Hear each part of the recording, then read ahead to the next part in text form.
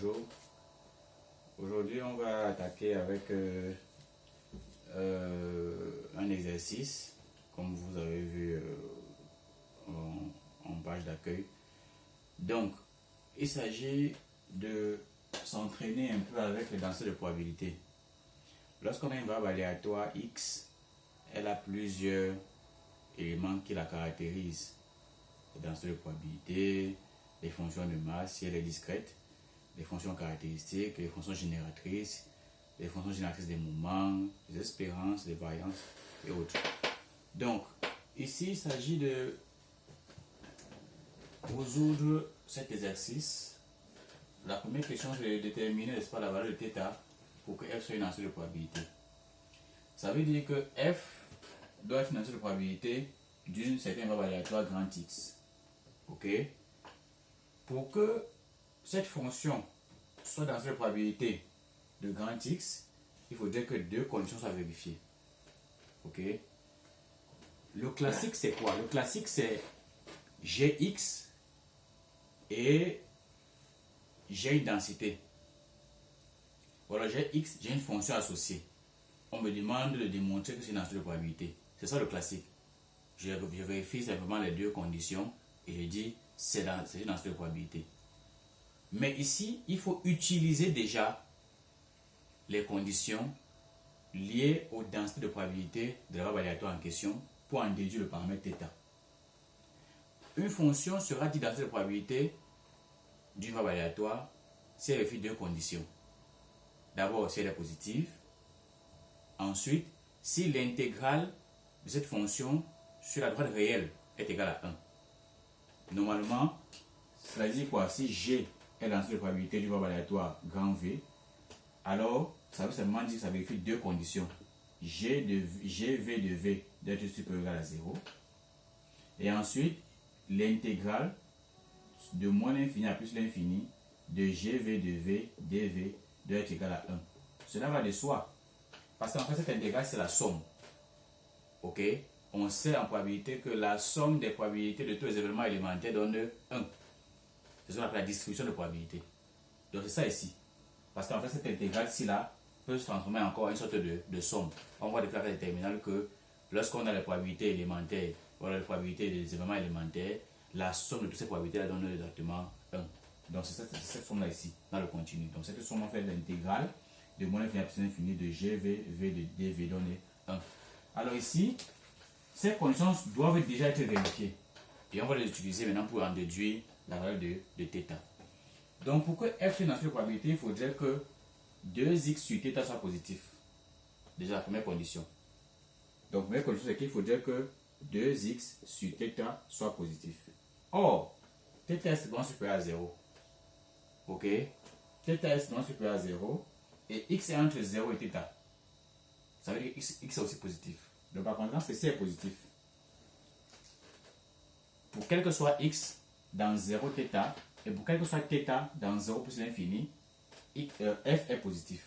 Donc cette condition ne nous apporte pas d'informations supplémentaires sur θ.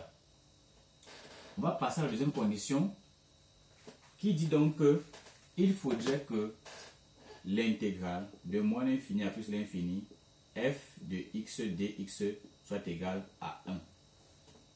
Et on va utiliser cette intégrale, cette relation pour en déduire θ. On voit que f est défini sur 0 θ par ceci et sur le complémentaire de 0 θ par 0.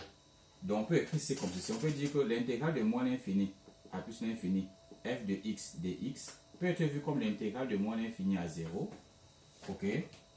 F de x dx plus l'intégrale de 0 à θ f de x dx plus l'intégrale de θ à plus l'infini f de x dx. Et tout ceci doit être égal à 1. Je rappelle que on a dit déterminer la valeur de θ pour que f soit une densité de probabilité. Ça veut dire que f est déjà une densité de probabilité. Donc cette relation est déjà vraie. On n'est pas en train de démontrer que c'est égal à 1. C'est déjà égal à 1. On va simplement en déduire θ. Donc, on dit f c'est ça ou ça. Le sinon, c'est le complémentaire de 0 θ. 0 θ c'est ça ici. Ça veut dire dans l'intervalle 0 θ, f prend cette valeur-ci. Mais dans le complémentaire de 0 θ, c'est-à-dire ici et ici, f prend la valeur 0. Par conséquent, on a 0 ici, 0 là, et ceci va être égal à 1. C'est-à-dire que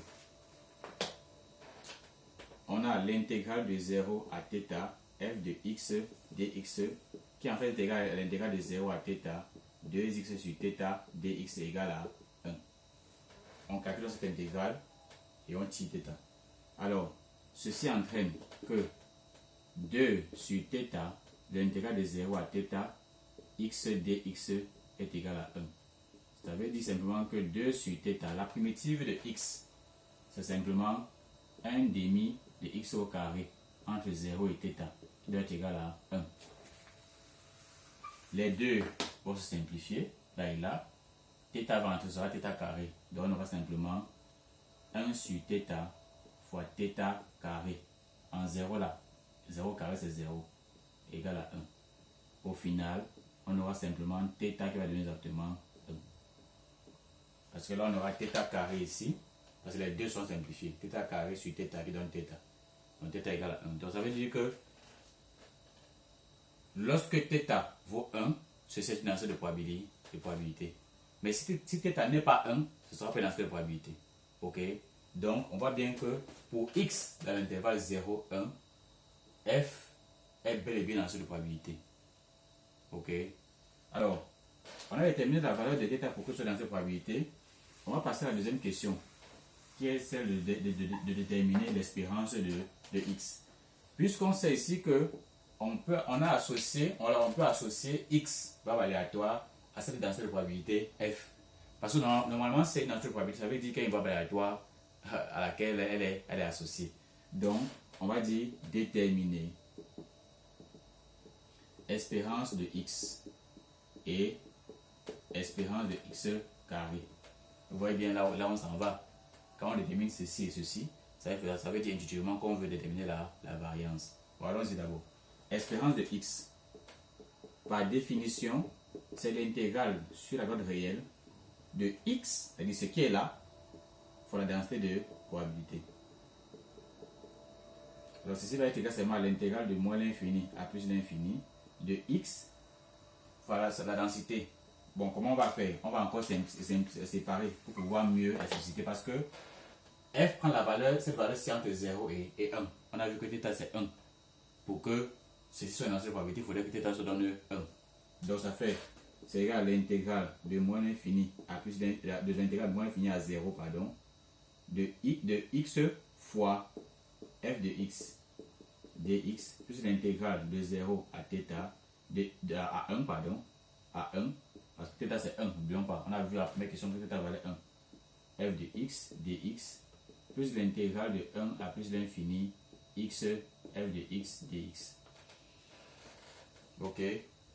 Ici, c'est 0. Pourquoi? Parce que f vaut 0 dans ces intervalles-ci. Donc l'espérance, c'est simplement l'intégrale de 0 à 1 de x fois f de x. F de x entre 0 et 1, c'est quoi? C'est 2x. Parce que θ, c'est 1. 0 fois 2x dx, qui en fait coïncide avec l'intégrale de 0 à 1 de 2x carré dx. Ok? Vous pouvez noter parce que je vais effacer. Donc, ce qui veut dire que l'espérance de x, c'est 2 intégrale de 0 à 1 x carré dx. Ça fait 2. La primitive de x carré, c'est 1 sur 3 puissance 3 entre 0 et 1. On voit bien que si on met là 1, ça fait 1. Le 1 tiers va rester. Et en 0, ça fait 0. Donc au final, on conclut que l'espérance de x, c'est simplement 2 tiers. Ok? Parce que le 2 multiplie 1 sur 3. En 1, ça fait 1. Donc l'espérance de x, c'est 2 tiers. On va utiliser la même méthode pour en déduire l'espérance de x au carré. Pour en déduire, n'est-ce pas, le moment d'ordre 2. C'est-à-dire, on a espérance de x carré, c'est le moment d'ordre 2. Alors, il vaut quoi? C'est l'intégrale sur la droite réelle, ok, de cette fonction-ci, mais en une réalisation. C'est-à-dire x carré, petit x carré, densité de probabilité. C'est la formule. Parce que de façon générale, l'espérance d'une certaine fonction g de x, comme ceci, du variateur g de x, c'est l'intégrale sur la droite réelle de g de petit x fois la densité de la variatoire x uniquement, comme ceci, dx. Ok, donc on va découper, on découpe comme tout à l'heure, ça fait l'intégrale de moins l'infini à 0, x carré f de x dx, plus l'intégrale de 0 à 1, x carré f de x dx, plus l'intégrale de 1 à plus l'infini, x carré f de x dx. On voit bien que ici et là encore f vaut 0. X carré fois 0 c'est 0, x carré fois 0 c'est 0. Donc ceci donne donc l'intégrale de 0 à 1, x carré facteur de f de x dans 0, 1 c'est 2x. 2x dx. Donc qui coïncide donc avec 2 intégrale de 0 à 1 x au cube qu'il faut calculer. Ok. Bon, on va noter quelque part là que l'espérance de x c'est 2 tiers puisqu'on va effacer. Lorsqu'il veut simplement dire que le moment d'ordre 2 de la variable aléatoire associée à cette densité sera espérance de x carré qui va être égal à 2. La primitive de x cube c'est 1 sur 4 x puissance 4 entre 0 et 1. Même chose. En 1, ça vaut 1 ici. Puis ça fait 1 quart fois 1. Ça fait 1 quart. Et en 0, ça fait 0. Ça fait simplement 2 sur 4. C'est-à-dire 1 sur 2.